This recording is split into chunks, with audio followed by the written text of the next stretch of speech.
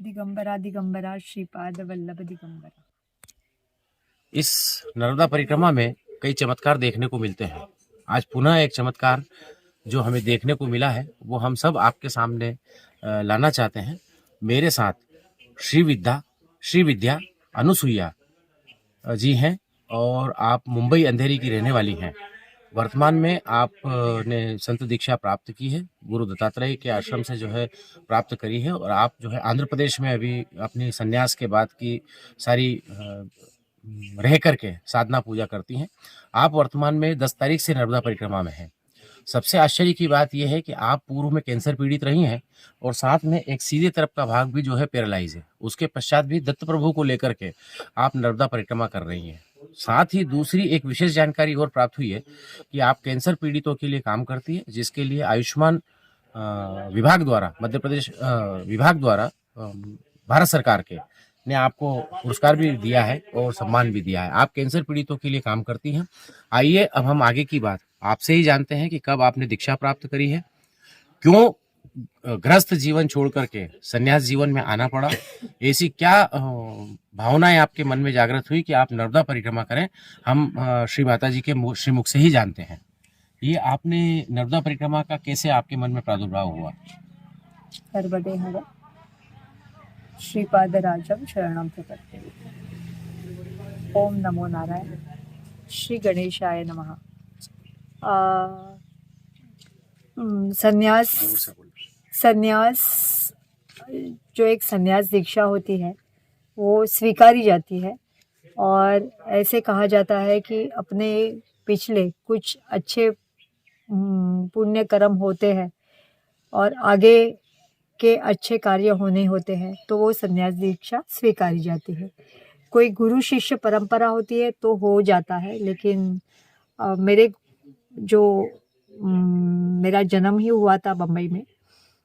मेरे माता पिता जो मेरे पहले गुरु, उसके बाद में दूसरे गुरु, अपने शिक्षक, और जैसे दत्तात्रेय भगवान को बहुत सारे गुरु होते थे वैसे ही पल पल में हर एक जगह पे मेरे को गुरु को पा लिया। मेरे सिद्धिविनायक मंदिर में सेवा का कार्य चल रहा था। वहाँ अभी भी जो भी पीड़ित होते हैं उनको आयुर्वेदिक दवाइयाँ उनके हर मंगलवार को सिद्धिविनायक मंदिर न्यास की तरफ से पीड़ित होने के बावजूद मैं आधी परिक्रमा चल के कर पाई। फिर किसी ने बोल दिया कि परिक्रमा होनी ज़रूरी है, अगर आप पीड़ित हो तो वाहन से कर दीजिए। तो सन्यासी होने के बावजूद मेरे पास तो उतने साधन नहीं थे, तो एक परमजीत करके है, उन्होंने बोला कि माता जी ये परिक्रमा मैं आपको बाइक से करवा देता हूँ।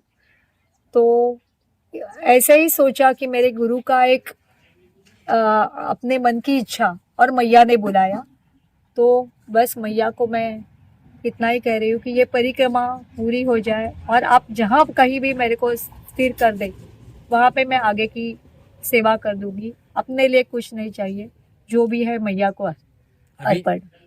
अपने लिए कुछ नहीं चाहिए, जो भी है मैया को अर्पण। अभी हमें ये भी जानकारी लगी है कि पिछले 4-5 वर्षों से सिर्फ आप पानी, नींबू और शहद पर ही जीवित हैं। क्यों कैसे हो गया कि हम लोगों को संन्यास दीक्षा होने के बाद 5 घर में जाके भिक्षा मांगनी होती है, वो नियम है। तो नियम होने के बावजूद बम्बई में तो कोविड आ गया था, और जो एरिया में मैं रहती थी वहाँ पे तो सब बोलते हैं ना कि डर रहे थे कि अरे कोई माताजी या कोई भी अपने सोसाइटी की बंद थी आना जाना। तो मैंने इतना ही सोचा कि ठीक है, शहद, नींबू और पानी, उसमें तो कुछ स्वास्थ्य खराब नहीं होता है, खाली थोड़ा सा वीकनेस आ जाता है, तो वो हो गया। फिर मैं छोटी परिक्रमा के लिए फिर बालोज में गई थी। वहाँ पे प्रतापे महाराज ने बोला कि ऐसा नहीं होना चाहिए बेटा, थोड़ा थोड़ा जूस और वो भी लेना चाहिए। तो उनके अनुसार वो जूस वगैरह किया, लेकिन शरीर होता है जिसको जितनी ताकत होती है उतनी ही, जो 4 साल से नहीं कर पाए, एक दिन में बहुत सारा खाने से भी ताकत नहीं आएगी। तो मैया को इतना ही बोला कि अभी मैं एक बार ही भोजन प्राशन करूंगी।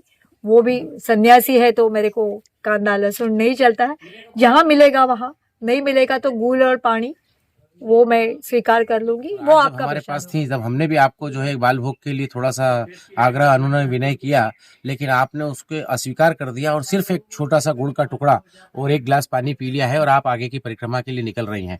ऐसे लोग जो कहीं न कहीं स्वास्थ्य को लेकर भी चिंतित हैं। कई लोग घर में बैठ कर के ये सोचते हैं कि हमें ये बीमारी, हमें शुगर है, हमें ये है, हम नर्मदा परिक्रमा कैसे कर सकते हैं? पर ऐसी महान विभूतियों से मिल कर के आप निश्चिंत रहिए, अगर आप नर्मदा परिक्रमा करना चाहते हैं, तो आप इनको अपना उदाहरण मानकर नर्मदा जी के एक बार दर्शन करके हाथ जोड़ के उनसे आज्ञा प्राप्त करें और निकल पड़े नर्मदा परिक्रमा के लिए। निश्चित रूप से आपकी नर्मदा परिक्रमा मैया जी पूरी कराएगी और आगे फिर मैं आपको किसी एक महान हस्ती से मिलाऊंगा। तब तक के लिए मेरे YouTube चैनल पर बने रहिए। नर्मदे हा।